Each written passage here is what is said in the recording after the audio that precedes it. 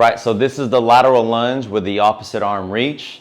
So what we're going to do in this exercise is really focus on helping the rib cage and the pelvis turn towards the stance leg. And how we're going to get there is utilizing our breath efficiently in order to get the full compression in the rib cage and the turning of the pelvis. And so I'm going to start off here by getting in a little bit of a wider stance.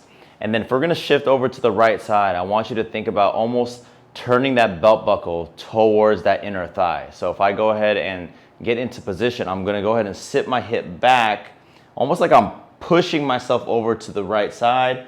My left arm is going to reach forward without leaning. It's just going to be a nice slow breath in, exhale full.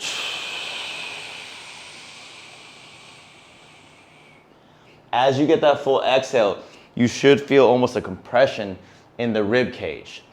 And while you're sitting into the hip, if I give you a little bit of a side view, you should almost feel like the hip is sitting straight back. Oftentimes people will kick their hip out like this, going in that direction, but really it's a sitting straight back into the hip joint. And what you should feel as a result is a big stretch here.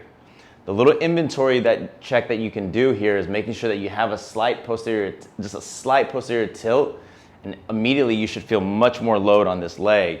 And again, it looks almost like this. So your trunk is fairly upright, rib cage and pelvis is nicely stacked, but it's fully rotated as you go through your full exhale.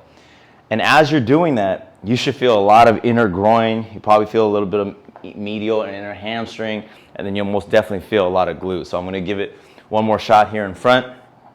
I'm going to push myself over to the side. Nice breath in.